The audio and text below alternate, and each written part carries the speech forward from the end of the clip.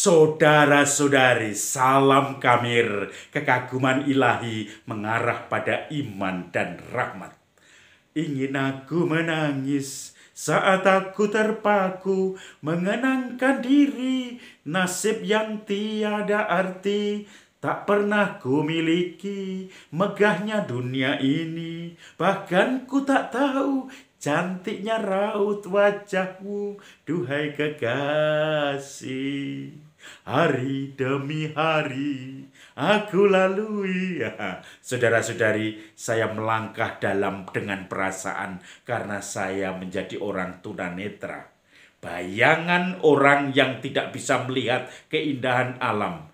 Bayangan orang yang hanya bisa merasa dan mendengar. Bayangan orang yang tidak bisa menikmati ciptaan Tuhan yang indah dan menyenangkan, mengaguminya. Maka kemudian saya merasakan diri sebagai orang yang sungguh-sungguh kesulitan untuk bersyukur karena merasakan, aduh Tuhan, kenapa saya tidak bisa melihat keindahan-Mu, keindahan ciptaan-Mu sendiri. Lalu kemudian saya melihat bagaimana orang-orang yang tunanetra itu kemudian biasanya bermain musik atau melakukan urut, ya, itu menjadi kebiasaan mereka. Dan kemudian ada juga yang kemarin bisa sampai pada ikut American Got Talent yang sampai prestasinya mendunia. Dan saya pernah punya tetangga itu bisa membedakan, dia tunanetra. Uang 100.000, 50.000, 20.000, 10.000, 5.000, 2.000, 1.000, dia bisa walaupun tidak melihat. Dan kemudian dia merasa seperti semua remang-remang dalam perasaan, dengan indera peraba bisa mengenali semua dan juga suara tentu saja. Saudara-saudari yang terkasih, hidup di dalam kegelapan, saya tidak bisa membayangkan bagaimana beratnya itu. Seumur hidup tidak bisa melihat. Sebagaimana dalam Injil hari ini, Yesus masuk ke Yerusalem. Di situ ada kerumunan yang mengikuti dia, dan di gerbangnya ada orang buta di situ. Ketika banyak orang lewat, dia bertanya, "Ada apa ini?" Lalu dijawab, "Yesus lewat." Dia langsung teriak, "Yesus anak Daud, kasihanilah aku. Yesus anak Daud, kasihanilah aku." Banyak orang yang kemudian membuat dia merasa shock. "Diam kamu, kamu sana pergi." Tetapi semakin dia keras dan mulai mendekati Yesus dengan perasaannya, di mana posisi Yesus, dia semakin mendekat dengan menabrak-nabrak kerumunan itu. "Yesus anak Daud, kasihanilah aku. Yesus anak Daud, kasihanilah aku." Lalu kemudian Yesus mendengar. "Tolong panggilkan dia ke sini." Orang itu pun mendekat. Dan kemudian Yesus bertanya, "Apa yang kamu inginkan saya lakukan?" Dia mengatakan, "Tuhan, supaya saya bisa melihat." Lalu Yesus mengatakan, "Melihatlah, sebab imanmu telah menyelamatkan engkau."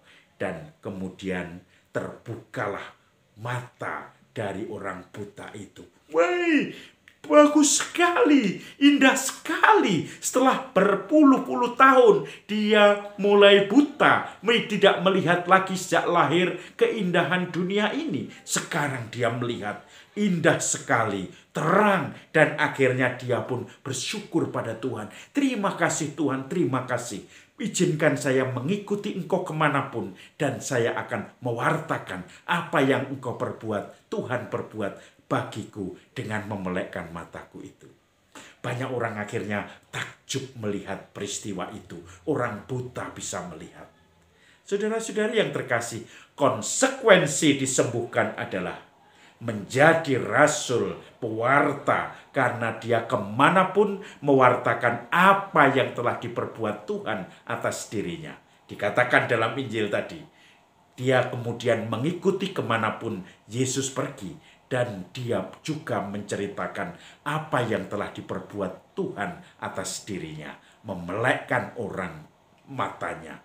Maka orang banyak itu mulai percaya, takjub, dan kemudian semakin menghormati, mengagumi Yesus sendiri. Dia yang tremendus dan fascinosum. Dia yang maha dahsyat hebat, tetapi juga yang dekat dengan hati kita. Saudara-saudari yang terkasih, memelekkan mata tidak harus mata fisik kita. Kita mungkin merasa tidak buta. Oh, saya tidak buta. Saya semua melihat dengan baik. Bahkan mata saya itu selalu saya cek dan tidak minus, tidak plus, dan semuanya tidak membutuhkan kacamata saya. Tetapi, apakah mata batin kita bisa melihat? Apakah mata batin kita bisa bersyukur atas anugerah-anugerah Tuhan yang selalu diberikan kepada kita? Suatu saat saya melihat bahwa seorang dari petani itu bersyukur karena harga gabah naik. Maka dia hanya mengatakan, syukur Romo, terima kasih karena telah diberikan gabah walaupun sekarang ini sulit, panen di mana-mana gagal, tetapi harganya mahal. Maka saya mulai kepingin untuk merasakan bagaimana Tuhan itu selalu memberi yang terbaik. Kebutuhan saya selalu dijamin oleh Tuhan. Maka petani tadi mengatakan ketika harga gabah naik sedikit, dia bersyukur. Maka kadang dia juga merasa sedih ketika mulai muncul beras-beras impor yang banyak sekali di Indonesia karena harga gabah menjadi jatuh. Dan syukur dia ketika harga gabah naik karena dia bisa menjualnya dan untuk menutupi kebutuhan-kebutuhan hidupnya. Setiap kali harga panenan, entah itu cabai dan seterusnya naik, dia juga bersyukur. Karena apa? Karena ternyata dia merasakan Tuhan memperhatikan petani-petani. Dan disitulah syukurnya.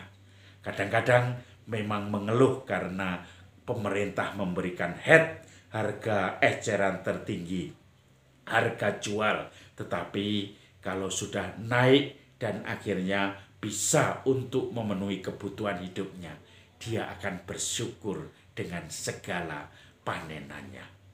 Maka saudara-saudari yang terkasih, mata batin petani itu terbuka untuk bersyukur.